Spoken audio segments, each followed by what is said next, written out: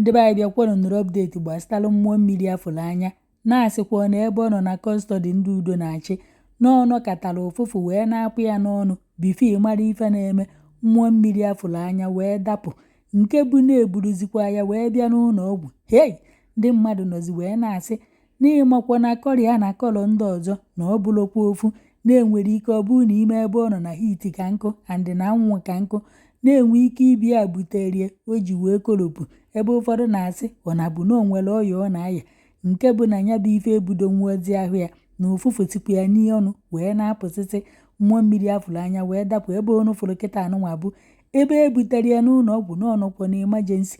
Unu ya abịa ka unu gere n'ọnụ nwata nwaanyị a ka o ti wee kọnya bụ ife.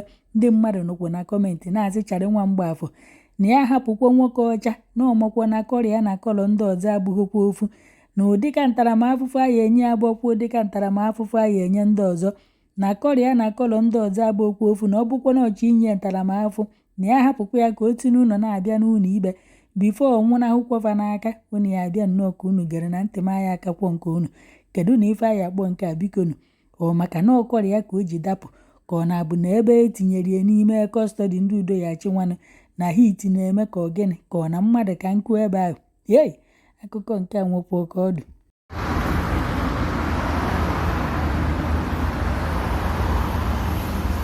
Ebe anyị nọ kịta bụ accident and emergency AIE anyị bịa ịfụ John Paul Ikechukwu Ezenago. So ọ bụ na ọ bago private ward, so ka anyị je private ward ka anyị fịa ka anyị mana ama m na he is improving very well. Ịghọtago, ọ na-improve ọfụma.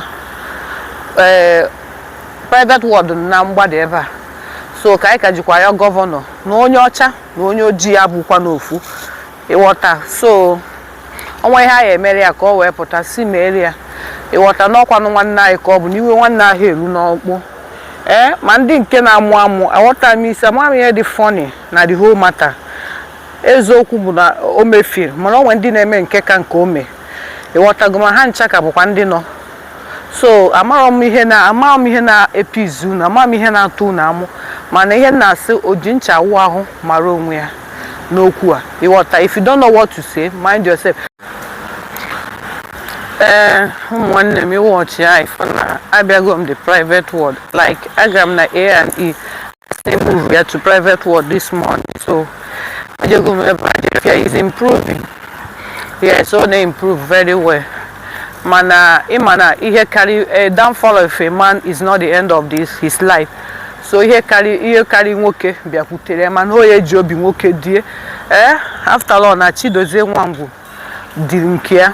Ịghọtago, na ka anyị eji nwa baba alọ tonewe mama ka anyị esi wee baba gọọmenti ime na-asị ndị broadcast niile na-abịa achọ onye one or two people anyị ezi makwa na security dị ebe a dị very tight maka onye ejide ka ọ sete ya picture ị ga-akọwa ka isi nweta ya ma gụnwa bụ nọọsụ ị tinye ọnụ at stake akpọ gafa you lose your job because you know that governor is involved. Whatever.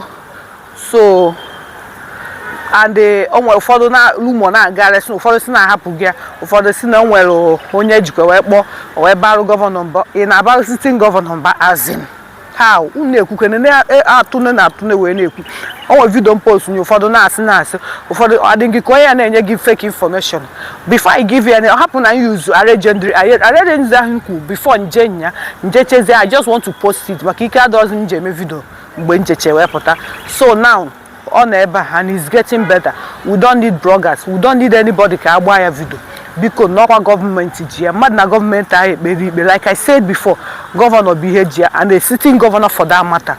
So no biko ka aga yo ka we tinye okwu on ka we mako esi we pụta na skin onye dị ọcha na onye dị oji ada abụ ofu na Igbo onye ọbụla bụ onye Igbo ma ụmụnne m tụsara video ka o wee the rightful people eziokwu na ha.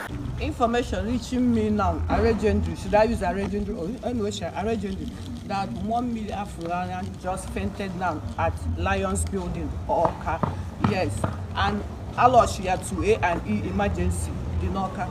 So I know your Governor Chumacha Soludo eziokwu na skin ndị dị ọcha na ndị dị oji abụghị ofu ka ị mara ihe eme ka facilitate nke ya go imari I want figure at ya keta go so libya also opotaba go now amalom I don't even know called the trauma or the cajole for everything hit ya down the water amalom me as onye because the information na on enwe ofufu no so amalom called masino sijo I don't even know so when we can build the trauma of everything happen can be here media so because now governor of Anambra State and who it may concern no come one night call eziokwu bụ na omete omume ya maga mana si ma ihe ọbụla ya si mee ya ka o si ebe a pụta ịghọta ka ọ mara ebe ọkwụ akwụ na biko na ya ka m na-achọ ka ịyọ ịtụsara ujuda yes no alọchigo ya n'ụlọ ọgwụ ịwọchi ebe m na-eje kịta hospital ahụ ọ nọ kịta ka m na-eyi so let us pray